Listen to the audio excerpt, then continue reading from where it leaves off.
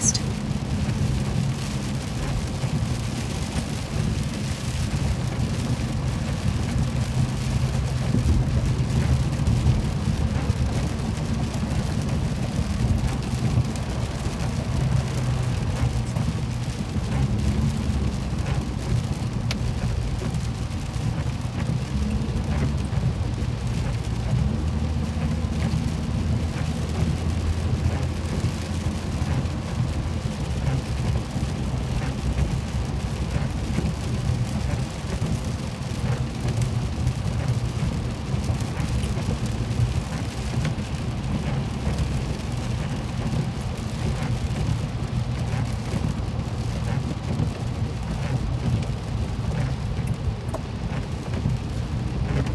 Use the right lane to take a slight right turn to merge onto M10 North toward I-696 West.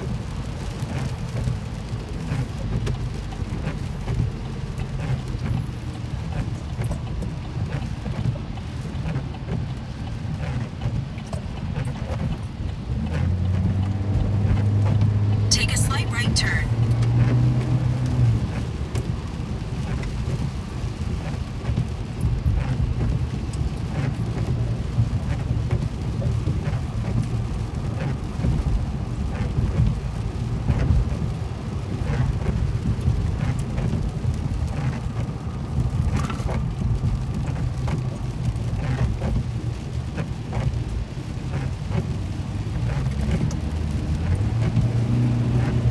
In 2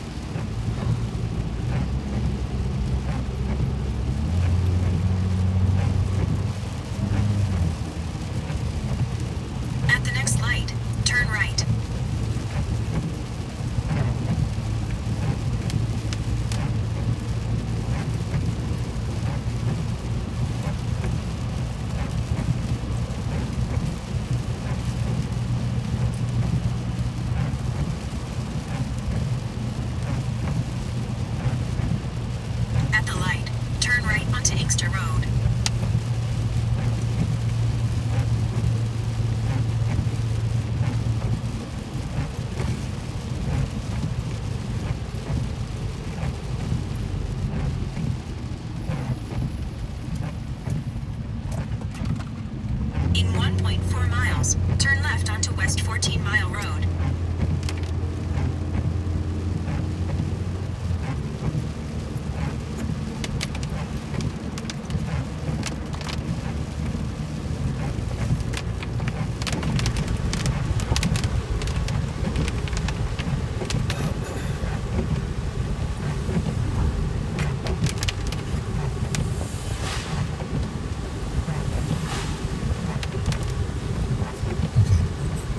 Think fast.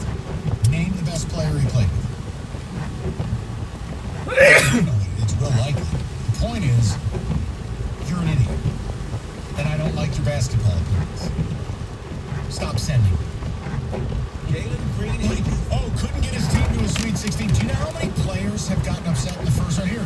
So what? Do you want to go back to the Duke team that lost to C.J. McCollum and Lehigh? Is every guy on that team a bum? Trae Young got one to the Sweet 16. I don't. Zion got Duke. Did he get them to the Sweet 16? Yeah, they did. They lost it. Well, I mean, a consensus number one should at least get to the Final Four. What a dumb take. One more, because I can't bear any more than that, and Rico can do this Dan Campbell thing. Jalen Green is a flat-out scorer. Why would we consider a guy like that? Mike, you got a large consensus of the fans who they're buying in the hype. At the next stop sign, Jalen Green, turn left. Jalen Suggs, Mobley, anybody, because I think part of it, you want to be the smartest guy. Because if you say this guy's going to be good, and then down the line they're good, you walk in, hey, remember when I told you that guy was going to be good? We passed on him. You said, okay. Carry on.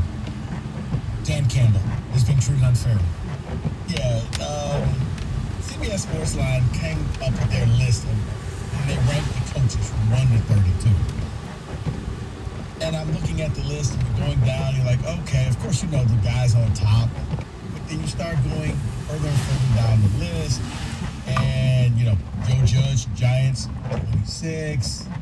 At the stop sign, Nick turn Sirianni, left onto West 14 Eagles, Mile Road. Then turn right onto Inkster Urban Road. Meyer, Jags, 28.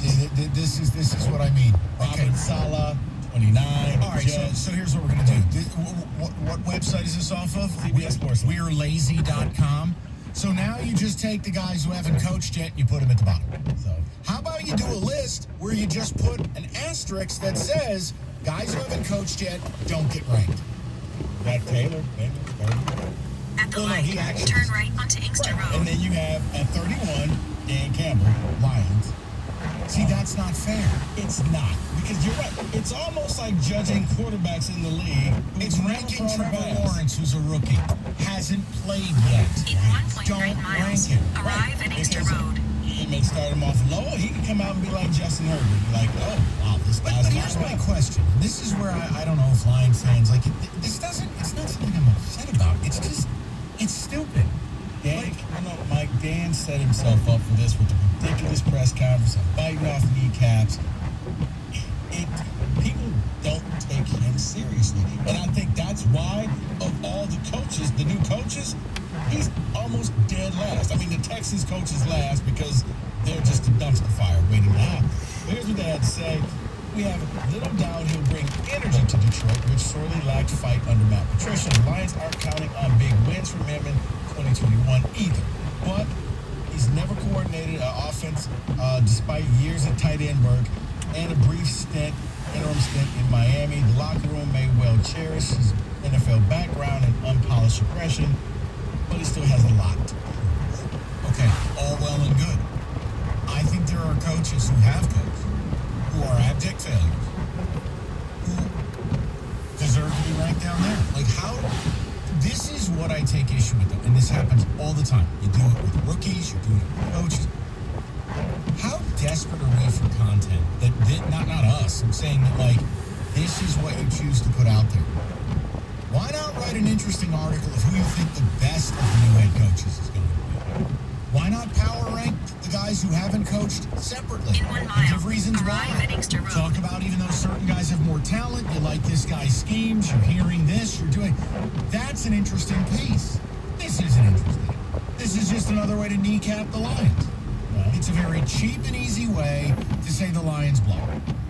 And it's boring. Yeah, but he brought it on himself, Mike, with the press conference that he had. I want a Lion.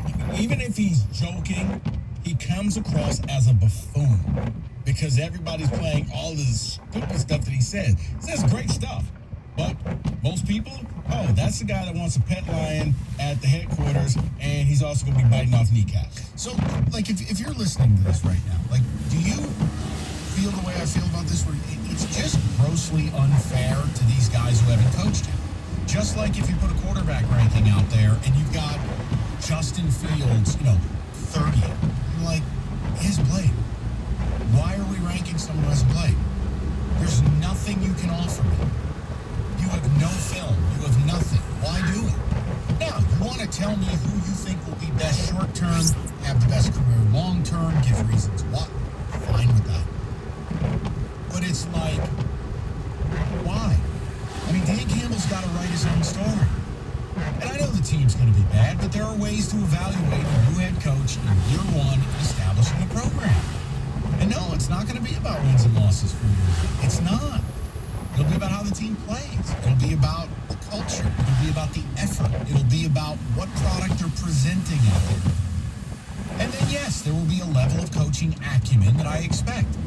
Challenge the right stuff. Don't be an idiot on the sidelines. Don't cost your team's games. And to Rico's point, don't go in the press conference, rip your shirt off, and say that you're the wheeling, dealing, high-flying, jet, whatever, Ric Flair speech. Don't do that. But it kind of goes to, I don't know why we do this, but it's why I took offense to when Chris Sims came out there and said, well, looking at the Lions quarterback, and then you got Trevor Lawrence ranked higher. Really? Well, Jared Goff's tape. I mean, we have tape. But once again, we don't know what Trevor Lawrence is going to be. That part's fair. So how can you on the list? How can you put Trevor Lawrence at 28? There should be a rule in sports. Zach Wilson at television, and radio, all of this. You are not allowed to power rank people who haven't played or coached yet. You're just not allowed to do it. It should be illegal, punishable by hot air balloon, deportation. Like, if you write one of these articles and you try to tell me that Dan Campbell's the worst coach in the sport, having not coached a game, you should be deported via hot air balloon. I don't know where. They made valid points. He was never a coordinator. Okay. Is that going to come back to bite him? But once again, it's how he's portrayed. His image is now what people see. He might as well be the fourth stooge, because when they look at him, they just hear and see ridiculous things. Well, and again, what's going to happen? You have to look at this as it's going to be one of the deepest rebuilds in football. The expectation, Joe Judge did not have a good record last year. But I will tell you, I was impressed with what he did with the Giants because they stink. It's an unbelievably flawed roster. But they fought their asses off. Joe Judge had a command of that locker room. I understand what Joe Judge wants to do. I like the defensive coordinator he hired. I understood schematically what they want. These are all good things. Did Joe Judge have a good record? No. But can I tell you that Joe Judge did the best he could with the roster he had? Yes. Why is that relevant? Because I'll be grading Dan Campbell on the same stuff. Like Joe Judge, 26th, that's a lazy take. Joe Judge outperformed a lot of coaches who have better rosters. That's a lazy take. Not by you, I'm saying by whoever wrote this. Who wrote this? Don't say Dave Richard. Cody Benjamin. Terrible. That's a terrible job. Be better. Joe Judge. So you would have him over Vic Fangio. Vic Fangio's team. Brandon Staley. Again, another guy who hasn't coached. You put a guy who hasn't coached above a guy who did the best he could with the Giants and had a shot to win that division. Mike McCarthy. Cliff Kingsbury. Bum. Mike McCarthy is a bum. Arthur Smith, John Gruden. How John Gruden still has a job? See, case in point, right? Guy who's got a good roster, has made a lot of those decisions, hasn't worked. Why is he? You know what? This is a terrible article, and I'd like to apologize to Metro Detroit that we even brought it up. I can tell that this upsets me way more than the listeners. But I'm glad we talked about it, because I think it's unfair to Dan Campbell, and I think it's unfair to guys who haven't coached yet. It's stupid. Yeah, like I said, it's his image. He's put it out there. In order to change that image, he's got to win. And then that weirdness be acceptable. If his team plays disciplined, it becomes Belichick with the hood. Play disciplined, play smart football, play with effort, show a toughness, right? Compete. You're going to fall short in a lot of these games, but keep competing. And I'm not going to knock it. This is arguably the second worst roster. Nothing approaches Houston. Houston's a crime against football. That's what they're going to do at quarterback. I don't know what they're going to do with life. I don't even know how you field a team. Yeah, who's their running back? I mean, I don't know. I have no idea. Just started. No. I don't know nothing. David, that's why I felt about so nothing. bad that your boy Nico went there, got drafted. It's the worst place for Nico Collins. No Now, one to throw him to. I wanted him to come here.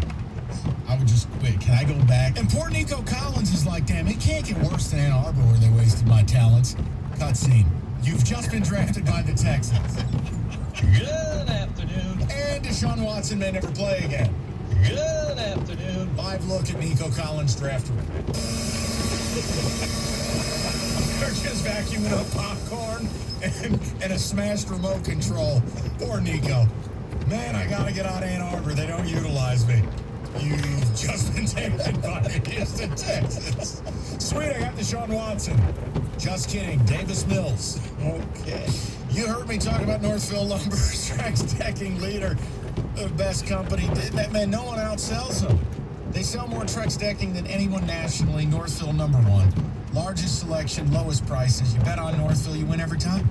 They got the Trex in stock, no special orders needed.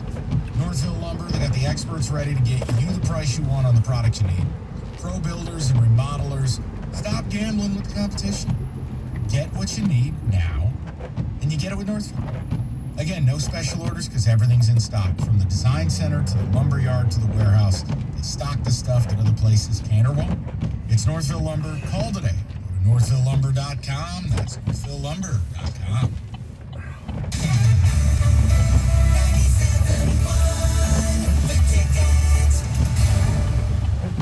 Is your home listed on the market with a realtor who just couldn't get it sold? Don't give up. Call me, Mark Z. Get your home sold.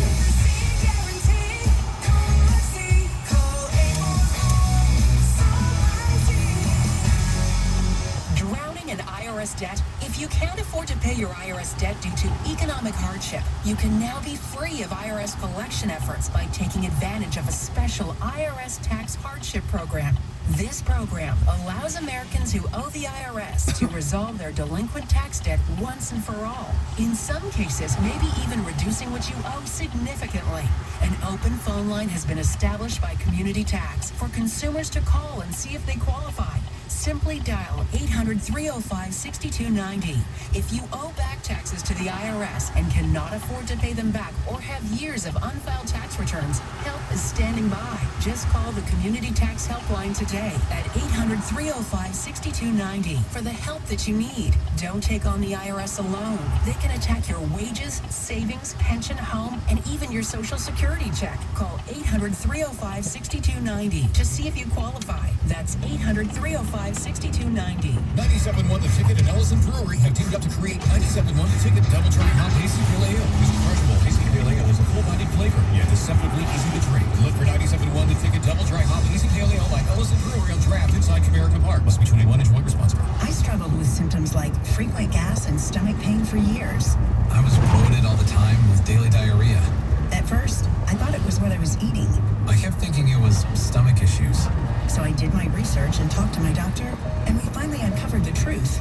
It was actually EPI. Exocrine pancreatic insufficiency, or EPI, is a condition where your pancreas is unable to help break down your food. It can lead to symptoms like diarrhea, gas, bloating, stomach pain, unexplained weight loss, and oily stools. And EPI symptoms can be confused with those of other common digestive conditions like irritable bowel syndrome, Crohn's, and celiac disease. So getting to the right diagnosis meant being more open with my doctor about the severity of my symptoms and how often they were happening. But there's good news. EPI is manageable, so don't wait any longer. Use the symptom checker at identifyepi.com and schedule a visit or call with your doctor to ask, could I have EPI? Sponsored by AbbVie. What makes the perfect workout? Being able to ride, lift, and stretch in one place with motivating instructors. Y'all look so good out there, Peloton. Classes that always work around your busy summer schedule. Push Peloton, you got 20 minutes of opportunity on this ride. Instructor curated playlists for every move. Let's turn it up. Come on. Now what if you had it all? Ride at home. The Peloton Bike. Nothing like working out from home. Visit onepeloton.com to learn more. How do you keep a workout fresh every day? Clap it up, Peloton, let's do this. By getting everything from endurance rides to restorative yoga, all right at home. The Peloton Bike. Nothing like working out from home. Visit onepeloton.com to learn more. Did you know there's more than one Las Vegas? There's the Strip with families on vacation and questionable odds. Then there's downtown Vegas, the original entertainment mecca. That's where you'll find the D Las Vegas. Book your stay at thed.com. The D Las Vegas, your home for Detroit sports in Vegas. The names you trust, the teams you love.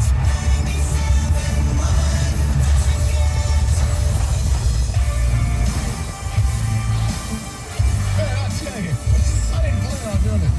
David just asked me. I mean, this has to be one of the dumbest questions in history. David, you got to own it. So I sat here and I told Rico and David, I said, I know we didn't drive phone traffic, but I enjoyed the conversation about this Dan Campbell thing.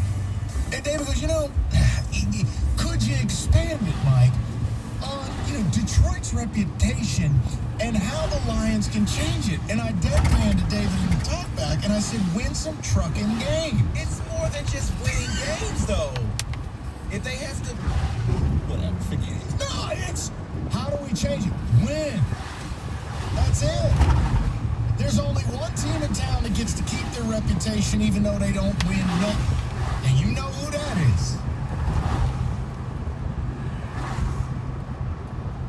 Well, they reside in a town that rhymes with Van Darber.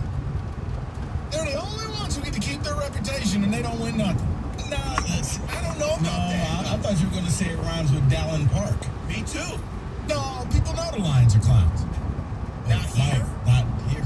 Every year the Lions are on the verge of winning the Super Bowl. I can tell you factually that is not going to happen. Doesn't matter. Every year they sell out. I mean, unless they are god-awful bad. I think that's like 0-16. That's a byproduct of NFL football. To be fair, I think there's only a couple teams in the league that are viewed as clownish. And the Browns have changed it because now they're arguably the most talented team. They haven't changed it. No, they haven't changed it. I think they have to make a Super Bowl. No. Okay, you can't talk. They haven't changed it. I'm going to have to ask you to Okay, so stand down. nationally people don't think that there's Do you remember the movie? Oh, You remember okay. the movie Captain Phillips? Dude comes on the boat and says, I'm the captain now? Yes. Okay, that's happening to you right here. I'm the captain. You need to stop. Cleveland is not clowning.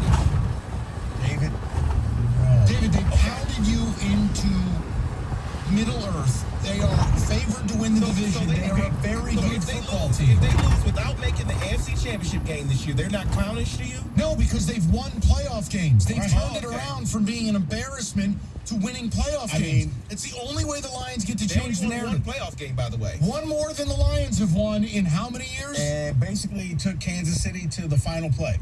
Kansas City pulls out that fourth.